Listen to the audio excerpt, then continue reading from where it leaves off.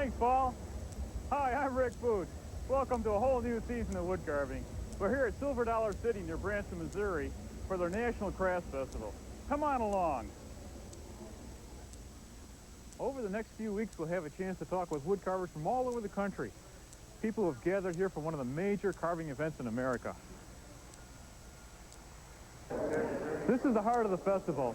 Here, some of the finest wood carvers in the United States compete for $10,000 in prize money.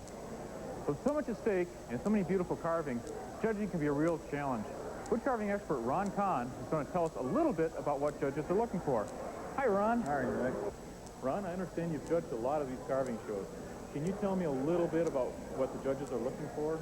Rick, in judging the show, you're basically looking in 4 categories. Now, they may break it down to a lot of different point systems, but you're really only looking at about 4 things. First, and probably most important, is the originality or the creativity involved in the piece. That's the big factor. Secondly, is the quantity and the quality of the work. How much detail carving is there? How well is that detail executed? And how difficult is the work? That type of thing. The third thing you're looking for is the finish. You can ruin a good piece with a lousy finish. And so the finish is very important. And finally, it's the wow aspect, the visual impact of that piece. And you can take those 4 things and break them down into smaller things if you want to, for points to be assigned to a piece. But really, that's what you're looking for. Is there any advice that you would have for wood carvers that were thinking of competing in a show? If I was going to compete in a show, I would want to go into that show with a real open mind, because you can learn a lot in a show. You can learn from the judges, you can learn a lot from the other people that are there, and if you're open to that sort of thing, it will really benefit your career if you're anticipating carving on a professional basis particularly. Well, there can only be one first prize, and for the people that don't happen to have that one first prize, what kind of things can they learn? Well, obviously the person who is the winning prizes at a show is doing something right. And so use it as a role model. Look at their technique. Look at their creative involvement in the piece. Do they give it action, or is it, a stiff, straight type thing? And you can learn a lot by just observing what other people are doing who are successful at it. Ron, thanks for your time, and I appreciate your advice. Glad to do it. Thank you. Thank you. One of the more unusual carvings in the show is this wood carving by Rick Harney of Normal, Illinois, one of my old stomping grounds. Not only did this wood carving win the first prize in its division, but also the judge's choice in the professional category. Now, one of the interesting things about this carving is the amount of detail that the carvers put into it. You see all the folds of the cloth, the details in the arm, the glove, and the horse, and even in the glasses. Now, normally with a carving like this, you'd expect it to be very thick. But look at this. This entire wood carving is only about 1 inch thick. It's an incredible example of shallow relief carving. The beauty of a show like this is that seeing all these carvings really inspires you. Wow, weren't some of those carvings amazing? You know, what I feel inspired to do is something simple. And let me show you a carving that I did a while back just for fun. And this is a stylized version of a Southwestern Roadrunner. And what I've done is taking one of the traditional decoy styles of carving, combined it with a modern subject, and came up with my own version of American folk art. Now to start this, I think what I'll do is drill a hole for the base.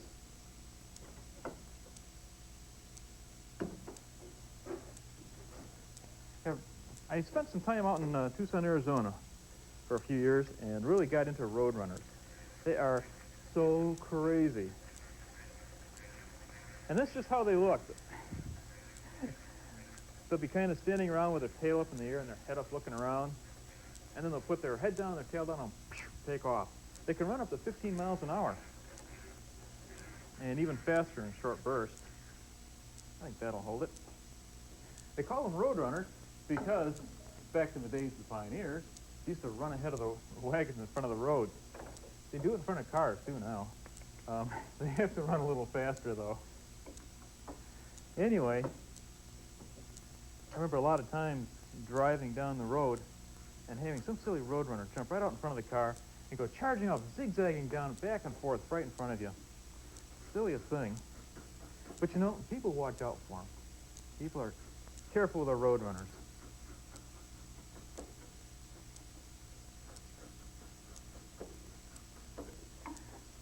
They're a member of the cuckoo family. I mean, if you can believe that. Actually, I guess I can believe it. They're a little weird.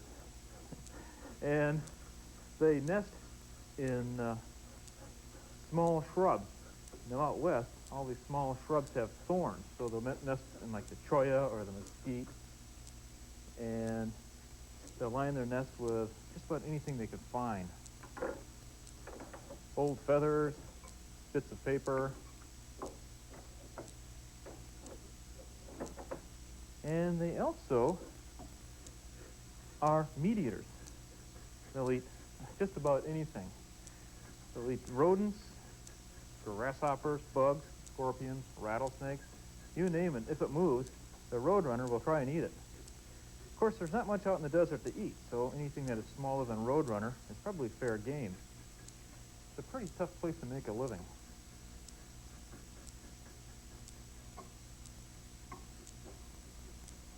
And what I'm doing here is just rounding off the edges here, just beveling that down.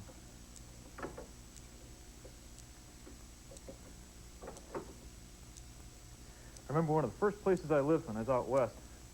I heard this knocking on the door. I couldn't imagine what it was. I heard a tap, tap, tap, and it was a big glass sliding door. And I went out and I looked, and there wasn't anybody there. I thought, hey, come on, what's going on here? And a few minutes later, I heard it again. Tap, tap, tap, tap, tap, tap, tap. And finally, after about the third time, I noticed there was a Roadrunner standing on the porch, tapping on the glass door. It turns out that the people who used to live there would feed this Roadrunner. And the thing was, he'd come and you'd tap at the door, and you'd throw him some bits of hamburger or whatever he had around, and he'd eat it, and then he'd move on down to the next place and tap on their door.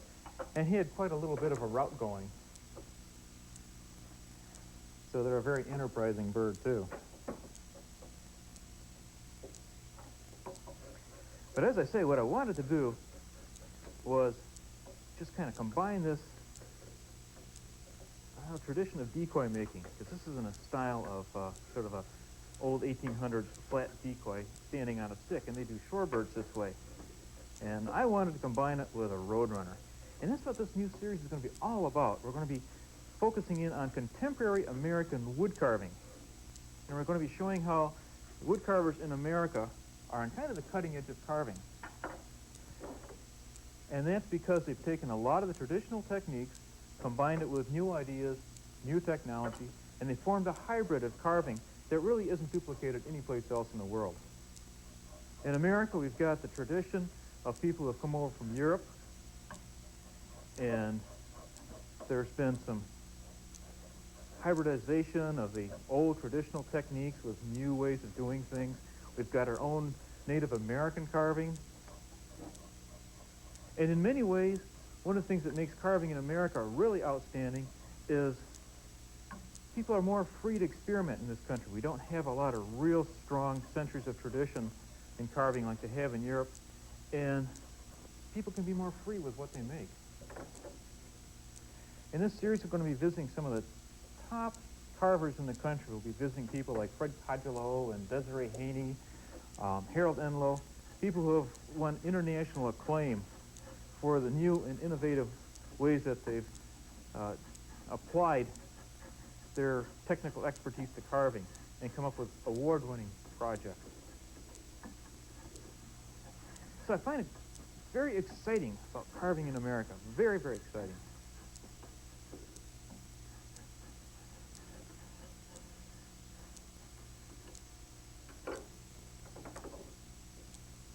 Look at that. That's coming along real nice.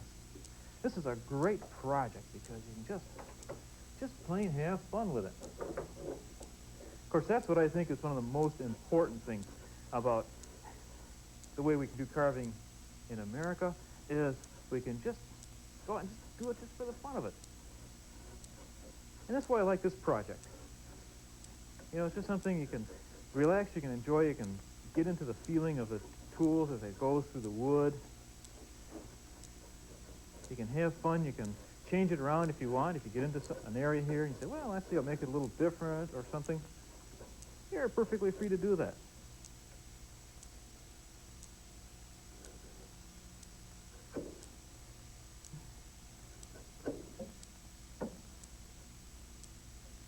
Come around there. Now this is also similar to the type of folk art that you see in the Southwest, where they'll take a very simple shape, a stylized shape, and they'll look at something, get a coyote or a roadrunner or a quail or what have you, and they'll kind of come up with their own variation of it. And they'll keep sort of the same lines and the feeling of it. They'll take something like an animal or a concept of an animal, and they'll reduce it down to its most simplest shape. So what you look at is almost like the essence of the particular animal. And we can hear that I'm going against the grain there. Hear this kind of splintering there? Now what's happened is theoretically the wood grain goes in a straight line. Theoretically it goes parallel. And I laid this out in the wood so it was going down the length of the tail. It's not unusual to have this wood take a little bit of a turn in there. And normally this should come off nice and clear, but what's happened is the grain has taken a bit of a downturn, and so it's starting to splinter. No problem. When that happens, you just turn it around and start carving in from the opposite direction. Listen to the difference in how that it just carves those splinters right out.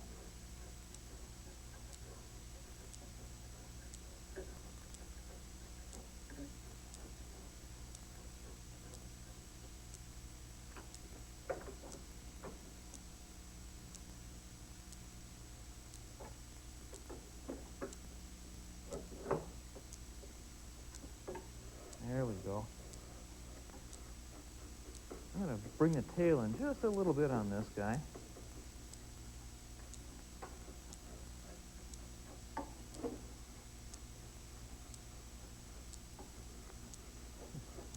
I remember one Roadrunner I was watching once. This is just to talk about how silly and unpredictable that they can be.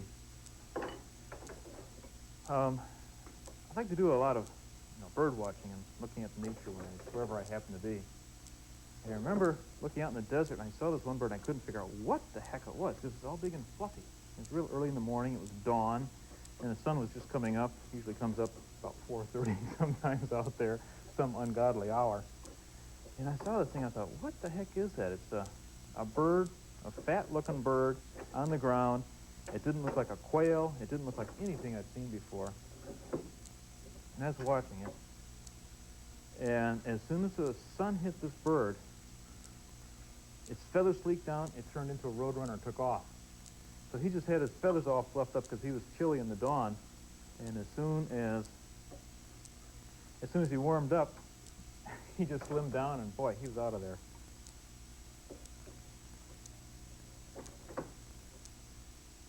We'll make another notch down into here. Oh, one of my other favorite Southwestern birds, besides the Roadrunner, has got to be the gamble quail. And I don't know if you've had a chance to spend a lot of time out west, but any place in the Southwest, keep your eye open for these gamble quail. You'll hear them in all the old Western movies. They have kind of a hoo-hoo, hoo-hoo cry, and it usually starts about sundown or late in the afternoon, and these quails will climb up on rocks or posts and go hoo-hoo, hoo-hoo. And what's so silly about them is they've got two little feathers that kind of dangle down in front of their forehead. So every place they go or walk, they've got these little feathers dangling down. And it's the silliest darn thing. They're the ones that people really watch out for in cars, because they've just got no respect for cars. Instead of waiting for the car to go by and then crossing the road, they'll wait and they'll wait and they'll wait as they see this car coming. And then at the last minute, they'll panic, and they'll charge right out in front of the car. And usually they travel in coveys or groups. So where there is one gamble quail, there's invariably a bunch of them. And when one comes out in front of your car, there's usually about 2 or 3 of them right behind following along. But you know, I never saw one hit by a car out there. I think people just really watched out for them, and they knew when you're on the back road, watch out for the silly quail. Interesting birds. I think that's what I like about the Southwest. It's got a kind of a culture all of its own. In some ways it's like living on the moon. The desert is such a foreign, alien environment in some ways, especially if you happen to be used to lots of trees and changing seasons and things. But it does have its own beauty.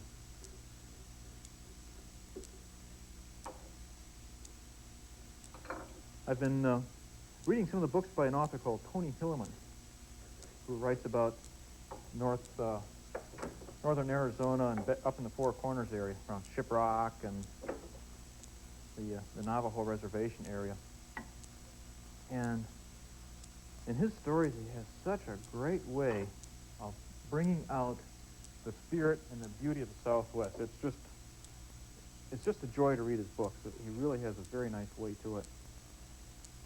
Yeah, I'm going to texture the side of this guy here. And to do that, I'm just going to take and carve some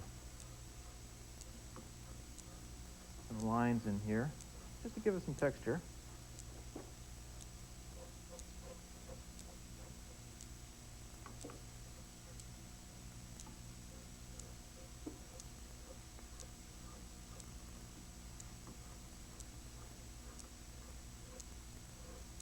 And I'm just scooping along, just doing some tool marks. This is just a fun project, just to play around with. It's also a good one to make sure your tools are sharp. If you have any questions about whether or not your gouges are sharp, this is a great project for that.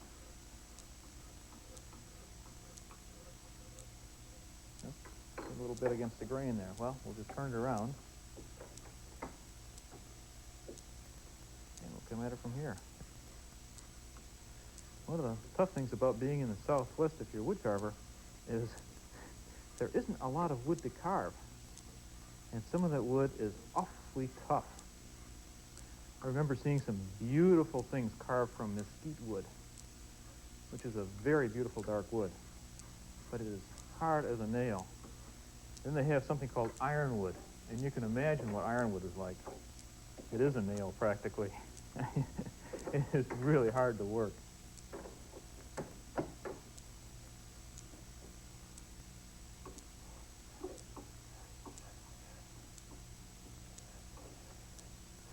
We'll just texture this around here.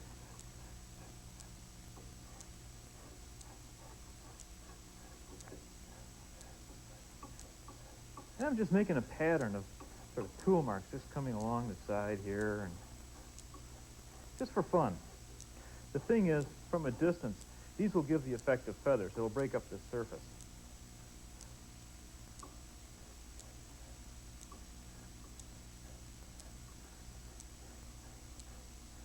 Okay, I can feel my tool starting to dig in a little bit here. So once again, I'll just take and flip it around and approach it from the other angle.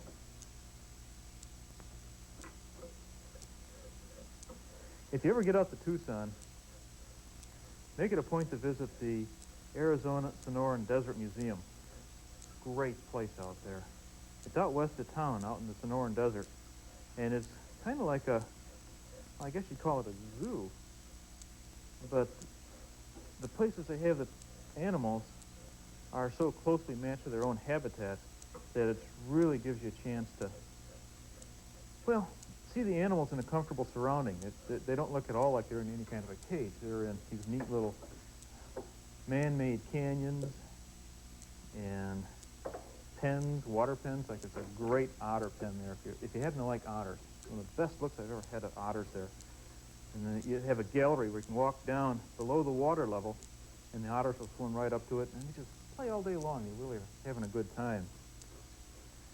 See, there used to be a lot more water out that way. You used to be able to bring steamboats up almost up to Tucson. But then when some of the land was overgrazed, that water level dropped, and a lot of the environment changed there.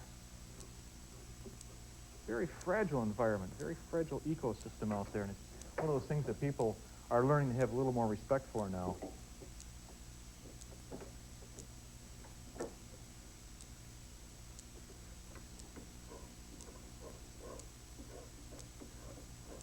I was trying to think of how to finish this carving off, whether I should stain it or paint it or whatever. And you know, one of the things I've had so many requests for is, let's see how you scorch them.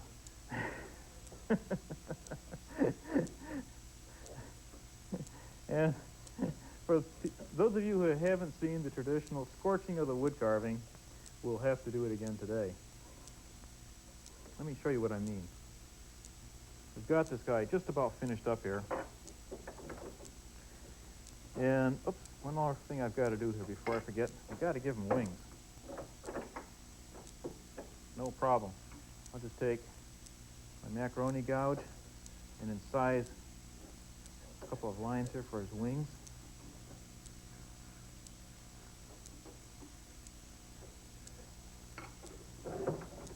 Flip them over, give him some more wings. They have very short wings. The Roadrunners, they can fly. They've got a real long tail, almost as long as the body. But I've never really seen them fly very far. I think mostly they just kind of take off for like a little short hop. So this is a roughed out carving. There we go. Now, the part you've all been waiting for. One of the ways you see a lot of primitive carving finished off is they'll scorch it. And let me show you what I mean. I'm going to take a propane torch here. This is something that's best done outdoors, but it's a little nippy out there today. And also I've got a bucket of water on hand too, so that if this thing gets carried away, I've got a place I can dunk it. I'm just going to give this guy kind of a light little scorch here. And this will color the wood. It tends to bring out the wood grain. The other thing with those tool marks, I intentionally made the tool marks in it very heavy. And for some reason, the tool marks, the wood that protrudes the highest seems to burn the darkest.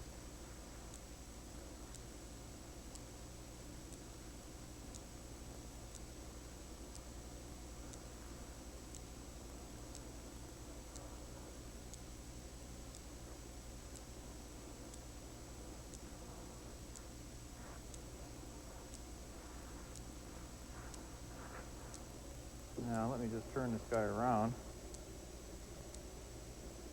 So I'm not putting a real heavy burn on this, I'm just scorching it a bit. Now, you can also take and make some dark lines for the tail here.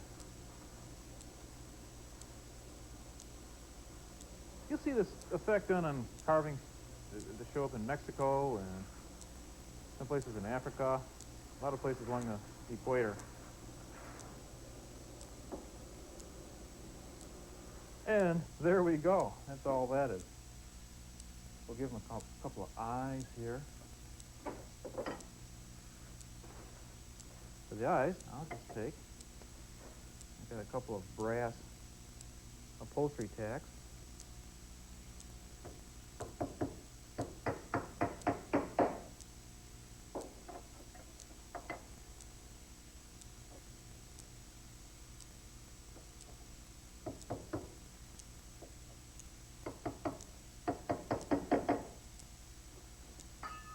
And for a base,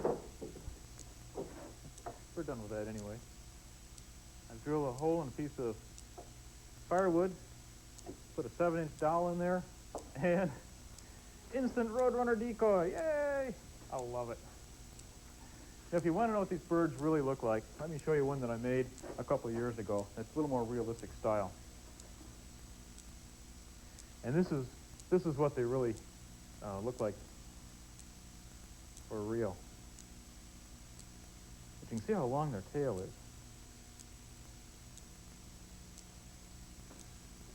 I'd like to take a minute we have left here and show you some of the projects we're going to be working on the rest of the series. First of all, we're going to be doing lazy cat. And by popular demand, we had a lot of people asking about wildlife carvings. We're going to be doing a doe and a fawn. And I also have had a lot of people asking about more traditional St. Nick's. Do a 1840 style St. Nick. Another face in driftwood. But this time we'll be working with a female face. We'll be talking a little bit about some of the differences between the structure of a woman's portrait and a man's. Some more wildlife carving, a screech owl, and a realistic goldfinch. We'll be using some fairly advanced tools for that. And keeping with our Southwest tradition, how about a prospector and his mule?